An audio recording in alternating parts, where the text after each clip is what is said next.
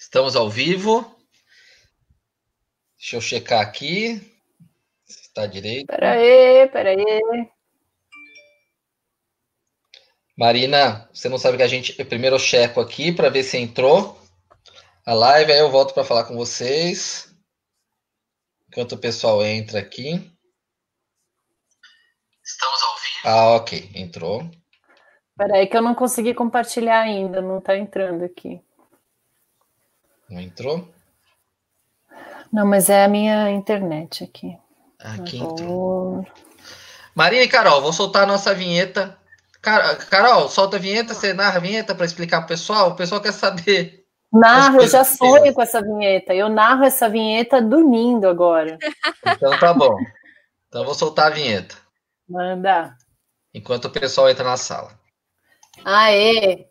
Hoje na presença da Marina, graduada lá na Full Sail. Essa vinheta é a vinheta da Full Sail, com os espaços lá da universidade, a biblioteca da Full Sail, que é uma biblioteca física e digital, com livros, games, filmes, e a galera usa para estudar, fazer projeto. A gente chama a nossa biblioteca de Media Center. Aí é uma aula de cinema, a Marina vai contar um pouco para a gente também desse universo de estudar cinema lá na Full Sail, como é que funciona, a parte dos equipamentos.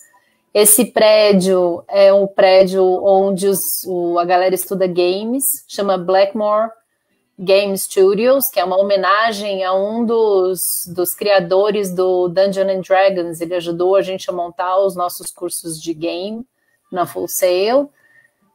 Esse painel aparecem os melhores trabalhos dos alunos.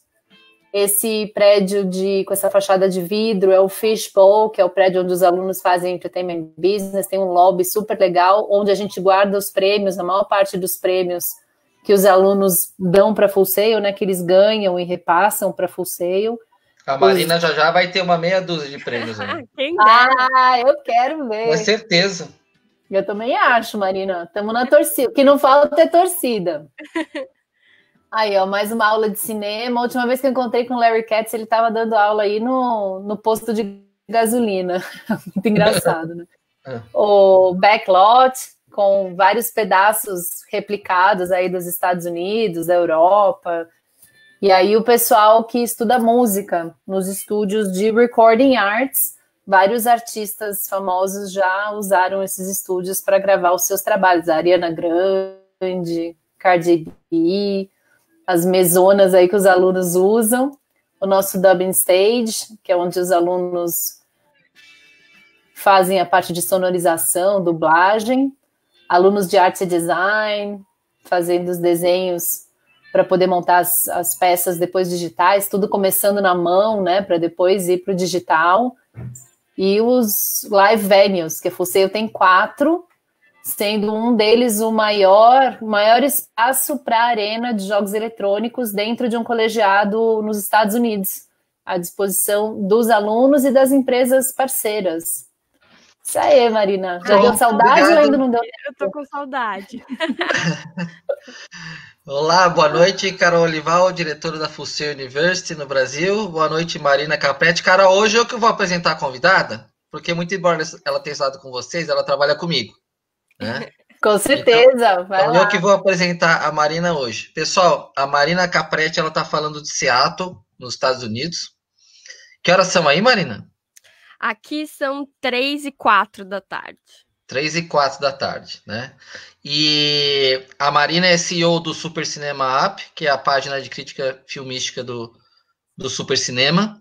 Como não tem muitos lançamentos de cinema nesses últimos meses, não há muitas críticas de coisas novas, né? Eu estava comentando isso com a Marina antes de a gente entrar. E a Marina é uma pequena gênio, máquina de produção de cinema, que eu falei que vai ter prêmio dela lá no Fishbowl da Full Sail em breve. Ela deu risada e ainda vou tirar muita foto segurando prêmios dela lá na Full Sail, né? E hoje a gente vai conversar, né, Carol? A gente vai falar sobre produção de cinema de alto nível Estados Unidos e Brasil, que parece um pouco falar de alto nível e colocar Brasil nessa produção de cinema. Mas eu queria... A Marina vai apresentar para vocês o que ela tem feito falar um pouco para você logo depois. Marina, conta para a gente logo depois da sua formatura da Full Sail, com o que você trabalhou e a gente parte pro bate-papo. Legal. Aí é boa noite ou boa tarde? Aqui é boa noite. Boa noite. Boa noite, todo mundo. Bom, eu me formei, eu fiz um mestrado em produção de cinema na Full Sail e me formei em 2019, né, em abril de 2019.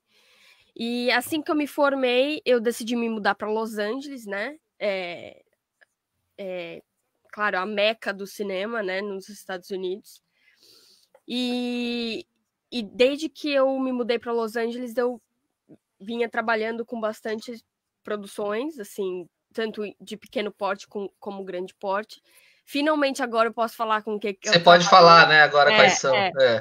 Por muito tempo eu não podia falar direito, mas eu trabalhei em Westworld na 3ª temporada, que foi lançada agora, né, durante essa quarentena. Eu trabalhei com Kidding, a 2ª temporada, série do Jim Carrey. Eu fiz... tem uma novidade. Eu trabalhei também com uma série do YouTube chamada Could You Survive the Movies? É basicamente um show que fala... que une ciência e cinema. E a gente foi indicado ao Emmy. Uau! A gente foi indicado ao Emmy, fomos nomeados ao Emmy. Parabéns, tô falando que vai ter uma estatueta já. Tenho certeza.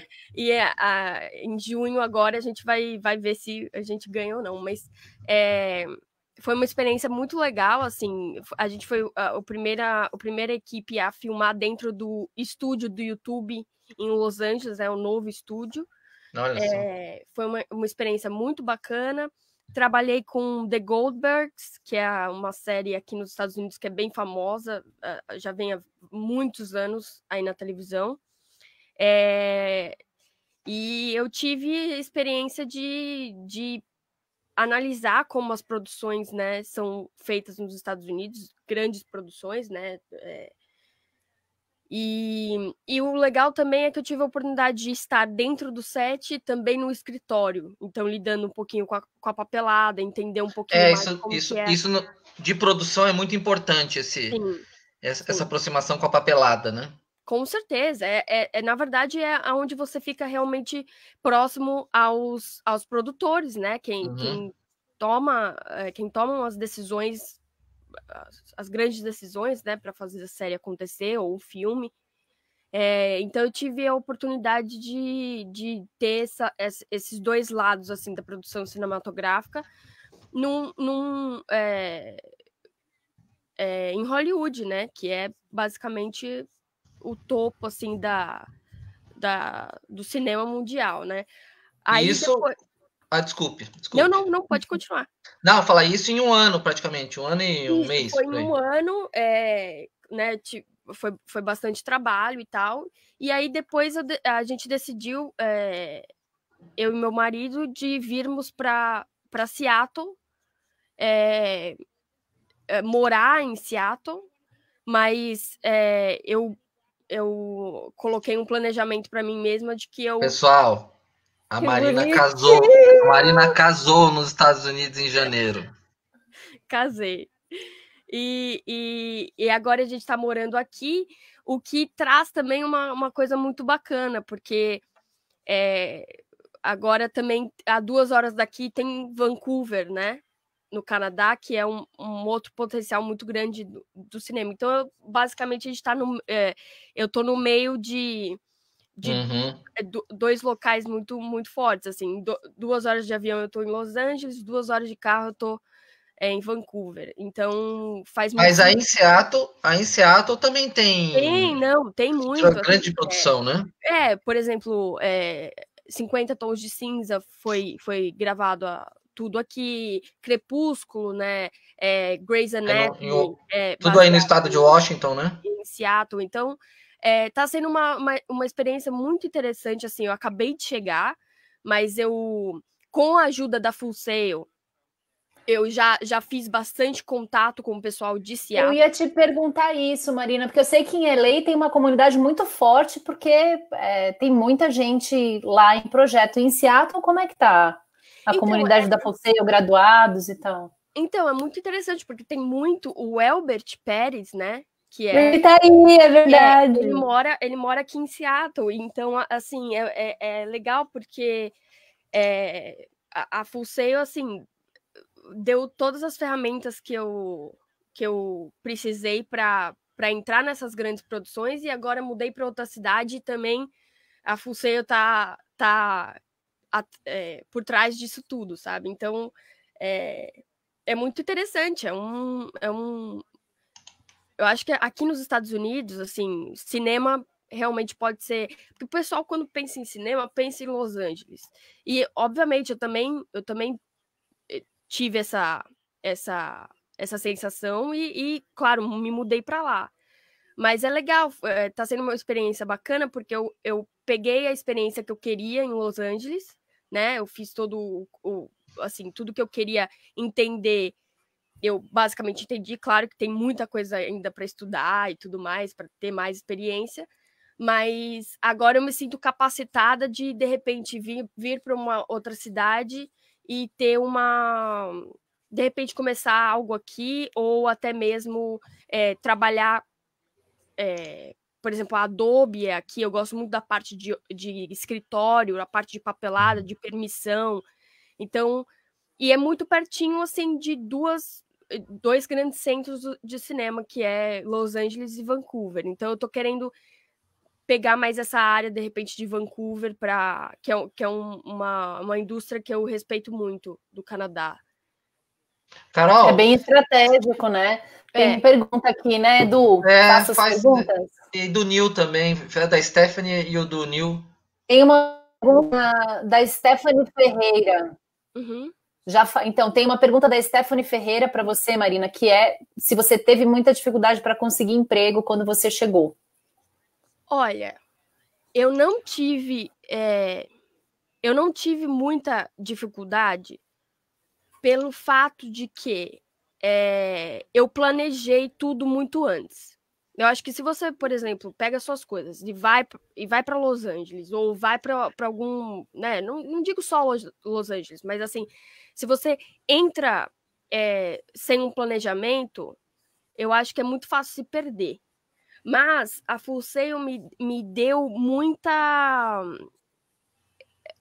eu tive muitos mentores na Full-Sail. Larry Katz, Bob Riley, que foi segundo assistente de direção de Big Little Lies, The Orville,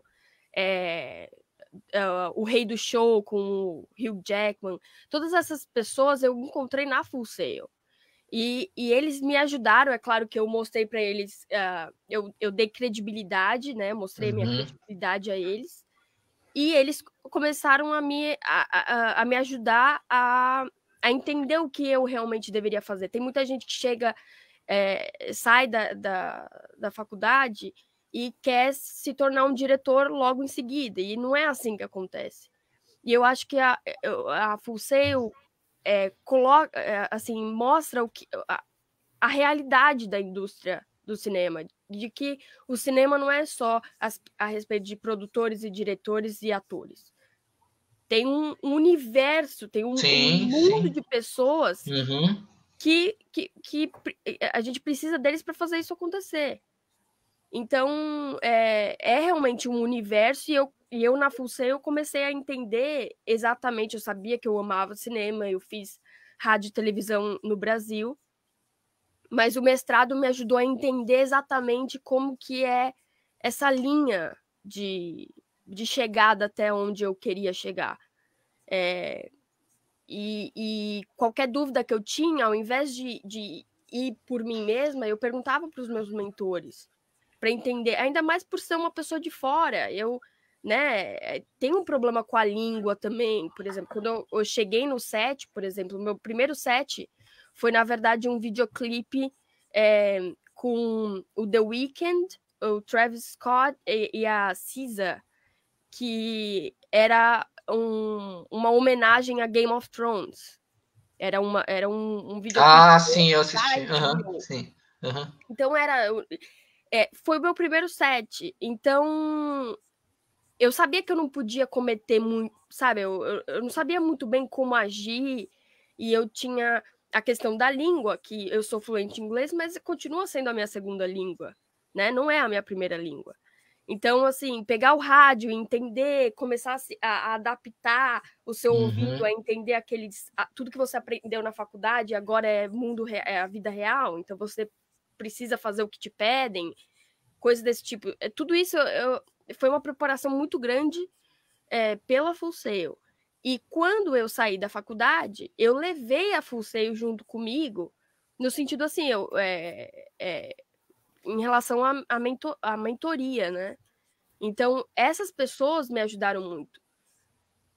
O Larry Katz, no caso de Westworld, por exemplo, o Larry Katz conhecia um dos graduados, que falou que eu era bastante responsável, que eu ia levar, né, com uma boa reputação.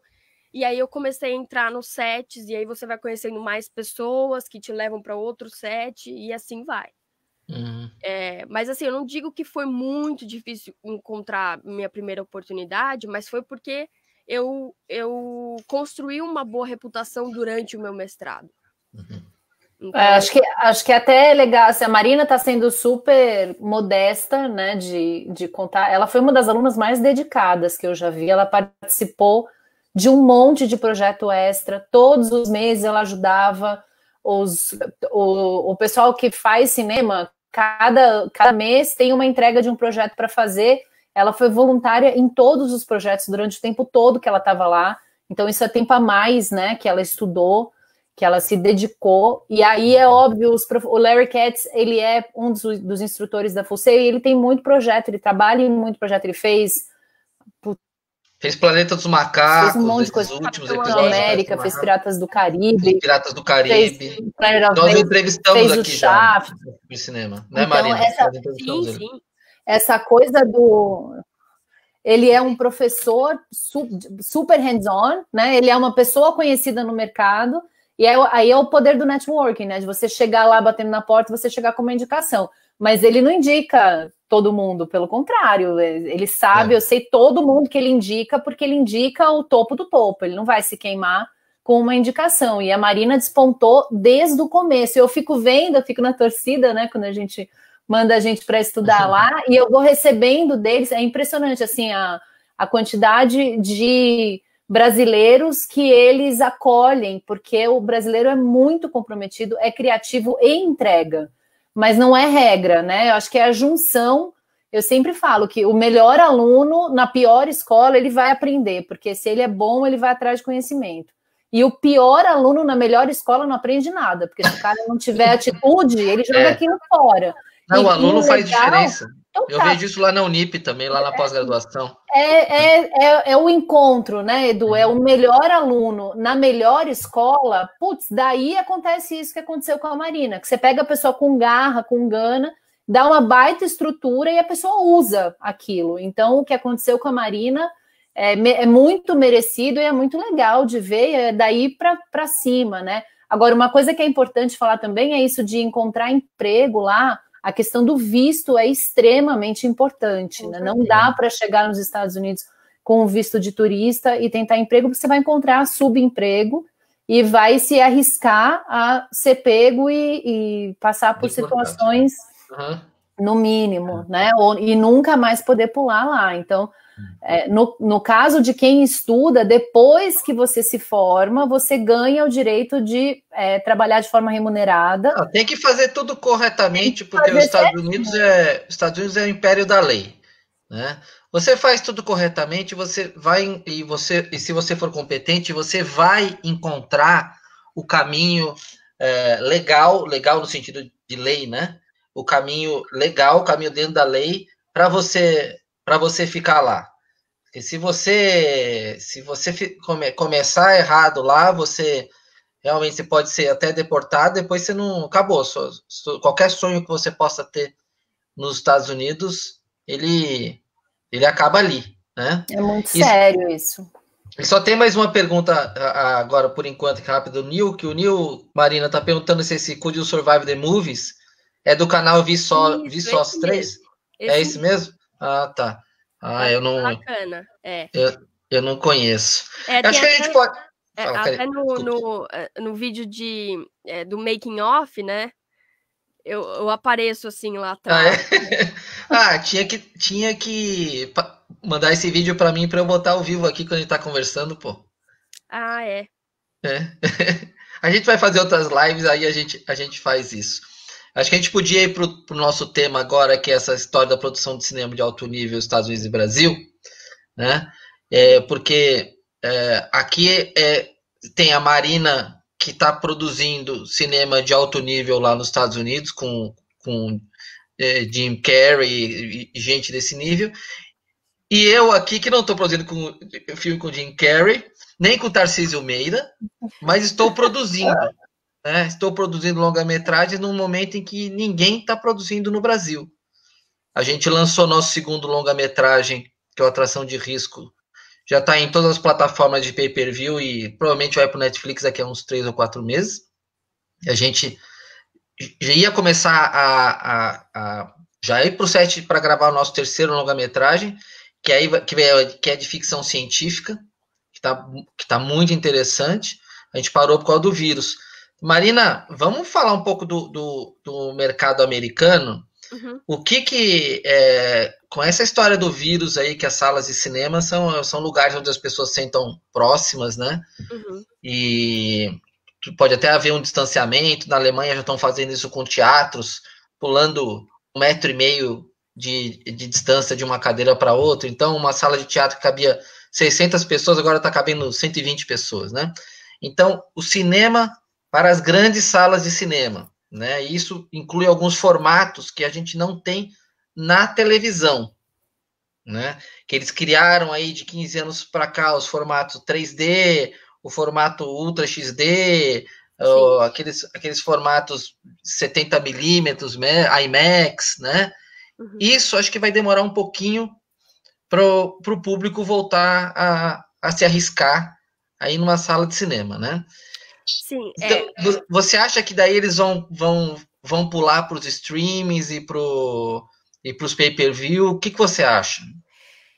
Olha, a situação por aqui tá bem assim. Eu diria que agora a gente tá mais ou menos há 3 meses, né? Do começo da quarentena e tal. É uma situação bem preocupante. Assim, mas eu acho que mais do que qualquer outro tipo de indústria, porque eu acho que o cinema vai ser o cinema, assim, as produções, né, vão ser as que mais vão demorar para voltar ao normal. Você diz o set, haver um set com profissionais trabalhando, né? Sim. E fora isso, né, assim, as produções dependem de bilheteria, né? E se você, no momento em que, tudo bem, as coisas voltem ao normal, não vai ser, assim, a bilheteria vai sofrer vai sofrer muito. Não é porque voltou ao normal que as pessoas já vão, né? Exatamente. Então, assim, qual que é... A gente vai ver o efeito disso, né? Agora o pessoal tá falando bastante sobre drive-ins, né? Vão montar, sabia, Carol, aqui no Memorial da América Latina? América Latina. Tô sabendo. Então, do lado da minha casa. Eu acho que, assim, a gente vai passar por uma série de transições. Realmente acho que não são adaptações, acho que são transições, porque acho que uma hora vai voltar ao normal, né? Porque esse vírus não é para sempre, ele está perdendo força no mundo inteiro, já deu, acho que parece que já deixou o rastro de destruição principal dele aí, né? Mas eu queria comentar uma coisa com você, Marina, se você pensou nisso com relação à diferença do set de filmagem americano para o set de filmagem brasileiro, é que o set de filmagem americano, se alguém... vocês têm aí os unions, os sindicatos, né, muito fortes em produção. Sim. Então, o cara vai fazer uma Não, vamos gravar, a gente quer gravar. Vamos semana que vem, grava e o cara pega coronavírus no set de filmagem. Imagina o tamanho da tromba jurídica que ele vai fora atacar isso, no produtor. Aqui no Brasil, a gente não tem isso. Em princípio, não existe essa...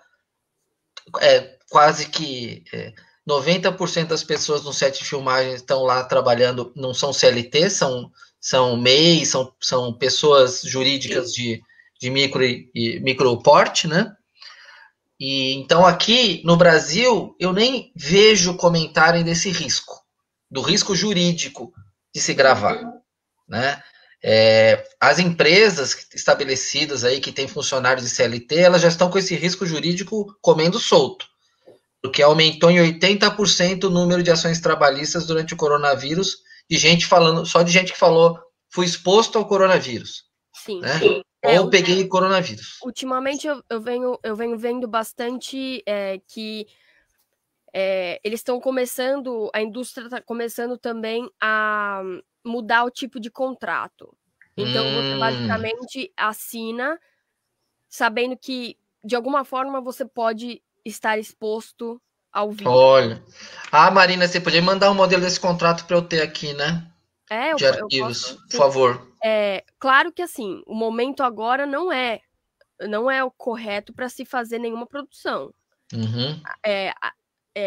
Até segunda ordem, quando a gente tiver um plano de ação, né? Um plano de ação do que vai ser feito. Mas de qualquer forma, se um membro da equipe recebe o vírus, você tem que parar a produção. Uhum. Não tem, assim, porque todo mundo vai pegar, lógico. Então é muito dinheiro, né? É muito dinheiro. E a indústria cinematográfica nos Estados Unidos é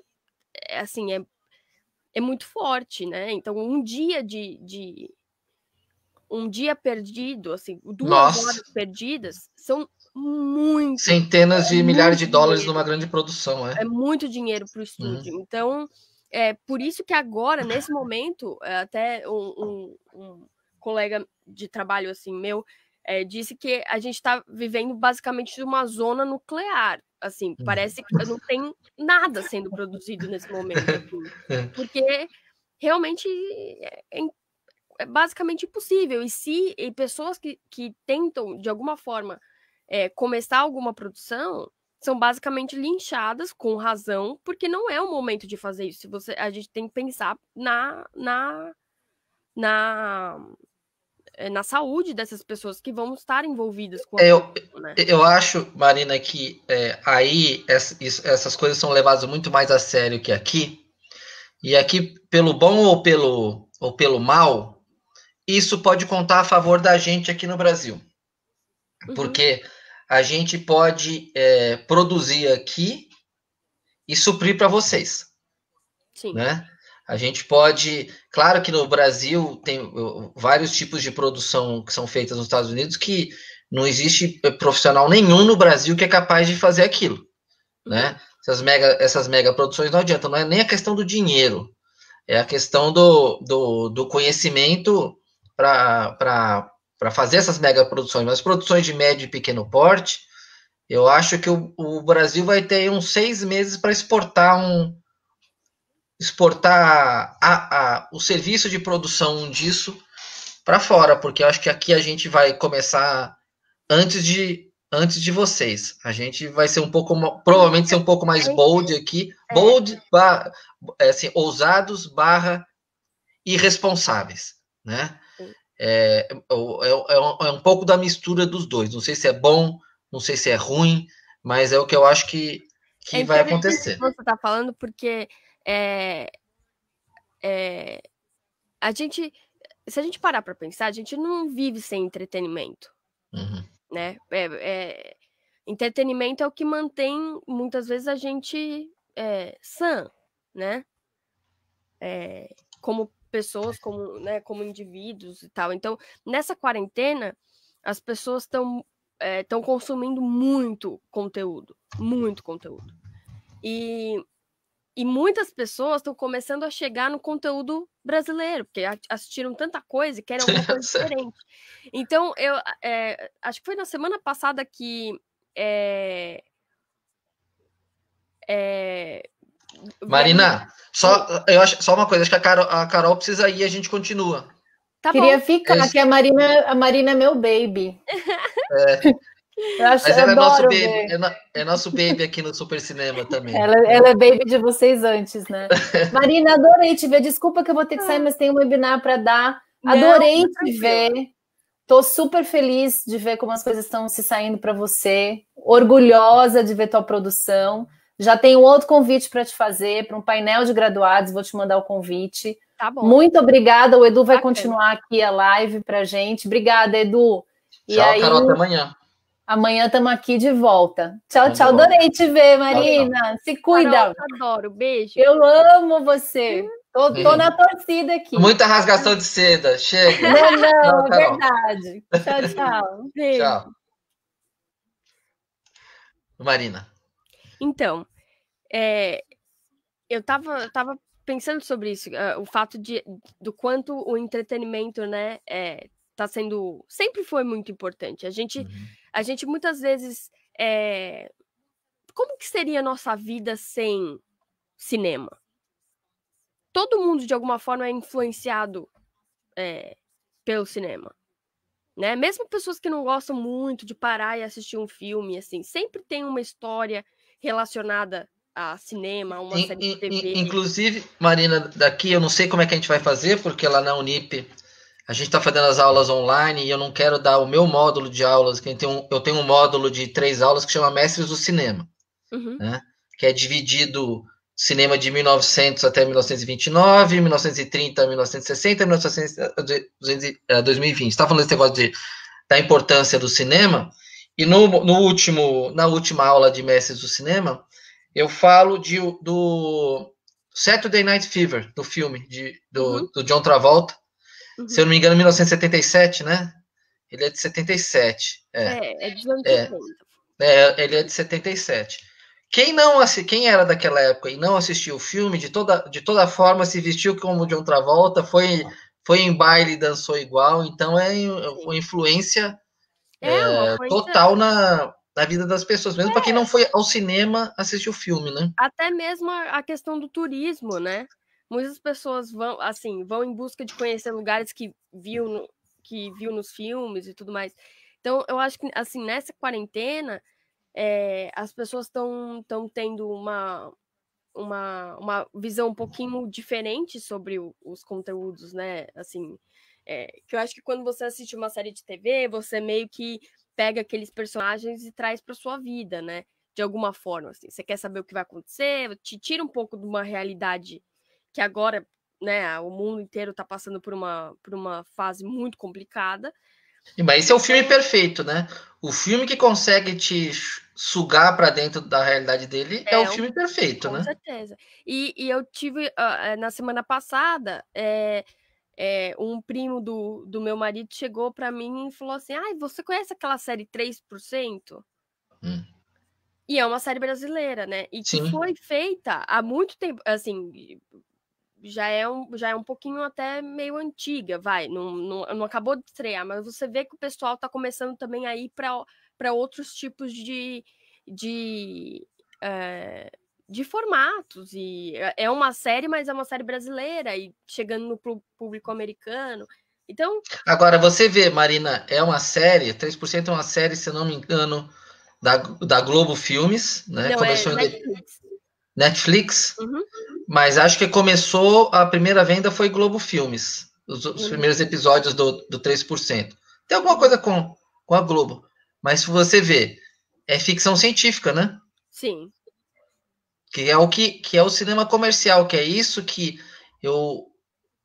a gente aqui, o meu grupo de cinema aqui, o meu não, né? O que eu faço parte aqui do Super Cinema e da Deus Ex Machina, o Renato Siqueira, é isso que a gente faz filme de terror, thriller. A gente não faz aqueles dramalhões que estavam sendo feitos no cinema brasileiro com aquelas montanhas de dinheiro público que ninguém quer assistir e que é praticamente inexportável, não dá para exportar, né? Então, Eu queria fazer para você uma pergunta da sua visão daí, para você falar para quem está nos assistindo aqui e que já produz conteúdo, que quer produzir, né? A Luísa Duarte Ferreira está dizendo que se você lembra que o professor passou os 3% quando era projeto no YouTube. A Luísa é minha melhor amiga. Ah, então tá. A gente conheceu outra puxa-saco sua, igual a Carol. É isso. A Lu, eu conheci a Lu quando a gente fez rádio e TV no Brasil, e é verdade, é verdade, ainda bem que ela me lembrou. O nosso professor passou 3% quando era um projeto de YouTube. Eu acho que foi feito, começou como projeto de TCC. Então isso é para vocês que estão começando no cinema entenderem que isso é possível, né? Por isso é importante fazer, né? Oi? É tão importante, é muito importante como cineastas, né? As pessoas que querem seguir essa carreira, de pegar e fazer. Sim. Né? Não importa se a ideia tá lá, tenta expressar essa ideia. Foi o que a gente fez, e o Mojica falava isso pra gente, né? Quando ele trabalhava com a gente lá em 2009, 2010, ele falava, não espera verba de governo, não espera ter o melhor equipamento, vai e faz, você vai fazer um monte de porcaria no começo, aí vai aprendendo. Eu acho que a gente aqui na nossa produtora, a gente ainda tem, muito embora a gente tenha câmeras de cinema e tudo mais, a gente ainda tem alguma limitação técnica de equipamento e um pouco de limitação de experiência que a gente espera tá vencendo aí, né? Mas, Marina, a dica que eu queria que você desse para quem está assistindo e que quer produzir quais os gêneros você acha que você sugeriria produzir, né? Animação. Bom, deixa eu ouvir você. Mas em que cenário você diz? Em cenário de produzir no Brasil. Ah, sim. E exportar. Olha, eu acho que tem espaço para todo tipo de gênero. Não, mas tem uns que são mais comercializáveis, né? Se fizer um filme minimalista de arte, um filme artístico. Assim, eu acredito que assim, o Brasil tem algo que eu gosto muito, que é usar o cinema para fazer críticas, né? A governo, sociedade, assim. Tem uma área, tem um teor muito artístico no cinema brasileiro, assim, em relação a um poder social. Mas eu acho que isso é local. Sim, eu acho que saiu daqui, não interessa para os outros. Era esse ponto que eu queria chegar. É muito legal, porém, para exportar, é muito específico. Né? Mesmo, por exemplo, vivendo, né? Já é o meu terceiro ano vivendo nos Estados Unidos, e eu percebo bastante que assim tem muito conteúdo bem bacana que foi feito e é feito aqui, que eles não exportam para outras culturas porque é muito local. Então, você tem que ter uma certa experiência de vida aqui para conseguir entender aquele conteúdo. Então, isso acontece aqui também, né? Não é tudo que é feito nos Estados Unidos que é exportado para o mundo. Mas eu acho que o que falta no cinema brasileiro, assim, é fazer um pouquinho... sair um pouquinho daquela comédia, sabe? Aquela mesma coisa. Mas isso já aconteceu, Marina, sabe por quê? Porque essas comédias, elas eram feitas com beneplácito aí de muito dinheiro público, né? Eles tinham acesso a isso, sorte deles, né? Não era crime receber dinheiro para fazer isso. Sim. Esse dinheiro, eu acho que foi mal empregado, mas eles tinham acesso, eles fizeram.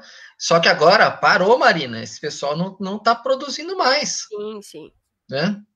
Então, não é que parou por causa do vírus, já não estavam produzindo. Por outro lado, eu virei aqui, porque o Diário de um Exorcista, que a gente fez aqui de forma independente, ele é um filme tão comercialmente apropriado, muito embora ele seja tecnicamente ele tenha muitos problemas, Sim. né?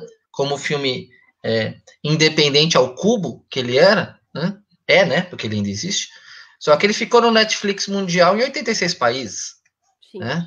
Então é um conteúdo exportável, né? Terror. Eu acho que drama também, sabe? Eu acho que o Brasil tem muito potencial para a gente vende. O Brasil é um país de muito potencial audiovisual. A gente tem novelas desde 1900 e bolinha, né? Então, eu acho que, claro, que é um outro tipo de formato, um roteiro de uma novela, assim, a transformação é completamente complexa. Uhum. Mas eu acho que, assim, tem vários plots que são muito bacanas em algumas novelas que, de repente, poderia se estender para fazer, por exemplo, um filme. Então, eu acho que experiência e criatividade tem, mas eu acho que ainda não se conseguiu transformar isso em um formato de filme, né, de cinema. E a gente tem outro problema aqui, né, Marina, também, que é agora com o fim desse financiamento público de cinema, que eu acho bom, né? A gente vai ter que sair dessa infância do cinema para fazer cinema que os outros querem pagar para assistir, né? Uhum. Ou querem pagar o filme, né? O Brasil tem que desenvolver novas formas de financiar os seus filmes, quer dizer, os produtores eles têm que o Brasil tinha que ter, como nos Estados Unidos, empresas que investem em filme, né? Deixa eu ver esse filme é interessante. Onde a gente vai passar? Você faz um business plan para o investidor. Aliás, foi isso que a gente fez no nosso segundo longa-metragem que a gente lançou agora em O Atração de Risco, que a gente lançou no final de março. E talvez o único lançamento brasileiro de longa-metragem desde talvez janeiro ou fevereiro até agora foi esse nosso, porque o pessoal não está produzindo e já não estava produzindo antes, né? Então, ter uma base financeira no Brasil para investir em projetos, fala assim, esse projeto é lucrativo, hein? Porque eu vou botar no cinema, depois eu vou botar no pay-per-view, depois eu vou vender por streaming, aí eu vou exportar, esse personagem aqui eu transformo ele em bonecos, em licenciamento, vou vender mochila, vou vender boné, vou vender camiseta, né? Isso Os Estados Unidos tem uma indústria, né? Sim. É uma indústria, não é um Mas aqui poderia ter. Brasil. Marina, eu acho que isso não tem aqui, porque não precisava ter. Porque as pessoas que estavam fazendo cinema no Brasil faziam de forma, pegavam 5, 6 milhões de reais de verba pública para fazer o filme X. Sim. Que assim, não precisava dar bilheteria nenhuma, a única obrigação que ele tinha jurídica era de passar o filme em uma sessão, em um dia, em um cinema, que era considerado cinema pela Ancine. Uhum. Eles faziam isso, seguiam a lei estava lá, eles tinham acesso ao network que proporcionava que eles tivessem esses recursos, eles faziam, se esbaldaram, né? Mas acabou. Eles não estão fazendo mais. Então, e agora o Brasil ou para de fazer cinema, ou vai ter só 3 gatos pingados que nem a gente aqui, que a gente continua fazendo, né? A gente faz porque a gente tem nosso próprio equipamento, a gente faz porque tem ator, atriz que quer trabalhar com a gente, topa entrar num risco, né? Mas não dá para fazer cinema sem dinheiro nenhum. Eu falo isso bastante para os meus alunos. Não, você fez aí o Diário de Jesus sem dinheiro nenhum. Eu falei assim, não existe sem dinheiro nenhum. Não. Você vai pegar o carro por gasolina, você vai ter um catering para as pessoas comerem lá, você vai ter que pedir uma pizza depois para ali, você precisa comprar uma fita. Por mais que seja medíocre fazer essas contas, alguém tem que pagar. Você coloca isso vezes 40 dias de filmagem, você coloca na ponta do lápis, ponto, você gastou 150 mil reais. Isso porque você não precisou pagar a equipe, porque a equipe quis trabalhar no peito, quer participar, quer aprender, os atores também querem estar no cinema, querem estar em série. Não precisa de cachê, mas assim, eu moro no Rio, você manda passagem. Eu moro no Rio, você vê hotel. Hotel a gente costuma até conseguir permuta, né? Então a gente precisa sair dessa infância da produção de cinema e não precisa atingir o nível dos Estados Unidos, porque isso não vai ser possível, né? Eu acredito que... Porque é muito histórico, né? Assim, né? Os Estados Unidos têm, assim, é uma indústria mesmo. As pessoas vivem de cinema, né? Vivem de produzir, vivem de criar. O Brasil não atingiu esse, não tem muito Não, ninguém isso. Ninguém está no nível dos Estados Unidos, talvez nível de volume de produção, você tem, talvez a Índia Sim. até produza mais que os Estados Unidos, mas não dá para comparar, Não. né? Os filmes indianos, eles têm uma característica muito própria deles lá mesmo, né? Um enredo, até um tipo, não sei se você concorda, Marina, você que estuda cinema pra caramba, e até por causa do Super Cinema App, a interpretação do ator e da atriz indiana, aqui no Ocidente a gente chama de canastrão, né? É uma interpretação canastrão, não é uma interpretação que se usa no cinema ocidental, né? Sim. Não é nem só o enredo deles, as histórias deles, não poder mostrar muito sangue, não pode dar um beijo, Sim. não pode ter um pingo de nudez sequer, né? Então, eles têm uma indústria que produz muito, mas eles exportam, inclusive, né? Bollywood exporta, não dá para comparar também com os Estados Unidos, porque nada dá para comparar. E na Índia, existe um pouco dessa estrutura do financiamento do filme de empresários que apostam na ideia, né? A Índia tem uma indústria, né? Assim, as pessoas conseguem viver de cinema. Eu não tô dizendo que no Brasil você não consegue viver de cinema, não é isso. Mas não é algo que você estudar esse cinema no Brasil é meio que um certo... É arriscado. É uma coisa um pouco... Eu acho que já foi mais arriscado. Já foi mais, mas ainda é algo que, tipo assim... tem muita gente que ainda olha assim... mas o que você espera disso, né? Aqui não, aqui existe realmente, é uma indústria, é algo que precisa de assistente para o diretor de elenco, precisa de, assim, você tem como estar na indústria, né? E viver somente disso, justamente também porque tem muitas leis aqui que protegem os freelancers, né? Ou seja, as pessoas que trabalham por projeto, você tem um caminho para chegar até se tornar membro, né, do sindicato e tudo mais, e esse sindicato te protege. Você já está em algum sindicato, Marina? Não, eu não, na verdade, o sindicato é mais para... por exemplo, tem o DGA, né, que é o dos diretores, então para pessoas que querem mais ir para a área de... É o Directors Guild of America, né? Isso, para assistente de direção, segundo assistente de direção, mas assim, é uma jornada assim, de muitos anos para você conseguir entrar na união, né? No sindicato.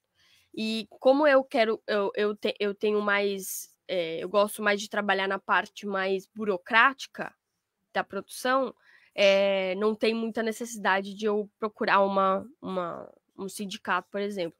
Mas foi muito interessante ver de perto assim, as pessoas assim, trabalhando e contando as horas, assim, contando literalmente as horas para poder chegar ao ponto de pedir para entrar no sindicato. Então é muito interessante, é algo que realmente funciona aqui, né? É tudo muito protegido, o que não era antes, né? Há muitos anos atrás não era, mas a indústria começou a ficar tão forte, movimenta tanto dinheiro nos Estados Unidos que há hoje os sindicatos para proteção mesmo. Então, eu lembro de um dia que eu estava no set de Westworld e eu lembro que eu fiquei muito amiga do set dresser, né? Que é basicamente a pessoa que veste o cenário. Veste as pessoas. Não as pessoas, o cenário. Set dresser. Então por exemplo, coloca as coisas onde o diretor de arte quer. Isso, na parte artística, né? E eu lembro que um dia ele estava varrendo alguma coisa para tirar, assim, a gente estava filmando em Lancaster, que é na Califórnia e é desértico. Assim, é totalmente desértico. Então, ele tava varrendo a areia, né? E eu lembro que eu cheguei e falei assim, você precisa de ajuda, né? Eu posso... Pra gente... A gente tava meio atrasado, assim, precisava começar as filmagens logo. Eu falei, você precisa de não ajuda? pode nem ajudar. Ele falou, eu até gostaria de ter ajuda, mas eu não posso, porque você faz parte de outra... de outro time, né? Então, assim, você... Porque se eu me machucar fazendo o que ele deveria fazer, mesmo que foi a minha decisão ajudar aquela pessoa, iria ser um problema muito grande. Então, você percebe, assim, é diferente. Tem muita... É completamente diferente. Aqui o Wagner abre caixa de luz de 380 volts, depois sobe no poste, depois coloca a luz, mas a gente vai... Aqui, um dia a gente vai... O meu sonho, Marina, é fazer parte, né? Não eu transformar, porque eu não tenho essa pretensão, não posso. Mas eu fazer parte de uma indústria de cinema aqui no Brasil que exporte o filme, por exemplo, exporte o conteúdo, e esse conteúdo reverta aqui no Brasil, as pessoas... Puxa, esse filme foi gravado, sei lá, nessa cidade, onde que é, em Minas Gerais, São Tomé das Letras, que o alemão queira visitar São Tomé das Letras porque ele assistiu um filme brasileiro que ele gostou, entendeu? Para fazer girar essa roda financeira também, que o filme... O cinema estimula o turismo. Minha mãe foi final de março, agora foi para Disney, e assim, bem quando não deveria ir, mas ela já tinha tudo comprado, voltou, aí explodiu o coronavírus lá. Mas ela tá bem, apesar da idade avançada. Vai fazer 77. Aí minha mãe foi no parque lá, que tem a nova atração do Star Wars. A minha mãe quase não conseguiu participar da atração, de tanta gente que tem. Então você vê o filme, fatura de um jeito, chama gente do mundo inteiro para ir para lá. Tudo bem que eu falei um evento, um filme extremo, né? Uma franquia cinematográfica extrema. Mas, por exemplo, você tem aquele filme, um bairro chamado Notting Hill. Notting Hill é um bairro que tem em Londres, né? Hoje tem gente que vende, e Notting Hill, desculpa, eu até já tive a oportunidade de ir para Londres algumas vezes, não acho Notting Hill uma coisa assim muito incrível, fantástica, maravilhosa. Tem gente que vive de fazer passeios por Notting Hill por causa do filme. Né? É a mesma coisa aqui em Seattle, assim, por causa de Grey's Anatomy, que é uma das séries mais, acho que, né, mais famosas, assim, da... Audiência absurda, né? Acho que tem. Não, é muita audiência e assim, e tudo é baseado em Seattle. Então, assim, você vê, né, que existe uma... estimula o turismo. Nossa. Então, gira muito dinheiro marginal. Então, esse é o meu sonho, participar um dia dessa roda aí. Marina, a gente sempre combina, assim, e eu sempre falo isso, a gente combina 30 minutos de live, nós já estamos em 53.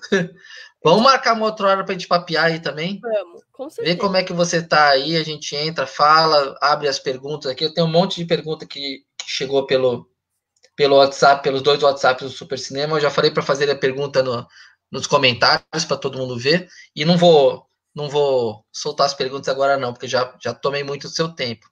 Vamos marcar outra, Marina? Vamos sim. Vamos agora sim. Você já almoçou? Já almocei, mas tô com fome de novo. Tá grávida não, Marina? Não. Você não vai encomendar, não? Não. Tem que encomendar, Marina. Vai nascer um filho bonito. O seu marido é bonito, você é super bonita, vai nascer uma criança muito bonita aí. Ó, o José Henrique tá falando, vamos encerrar com a frase do José Henrique Dias Ferreira, que ele fala que vocês são produtores de sonhos. Sonhos fazem parte das nossas vidas. Sou fã de vocês. Inspiração e mão na massa. Ai, que bacana. Obrigado, Zé Henrique. É isso aí. A gente tenta fazer e inspirar os outros a fazerem também. Marina, boa noite para você aí. Um abraço no maridão e a gente marca outra live aqui. Vamos fazer outra, talvez na semana que vem. Vamos. Combinado. Esse horário é bom para você? É ótimo. Ah, então tá bom. Então, obrigado. Marina, Boa noite, boa tarde para você aí, né? Para mim aqui é boa noite. Boa noite, Edu. Tchau, gente. Obrigado pela audiência. Até a tchau, próxima. tchau.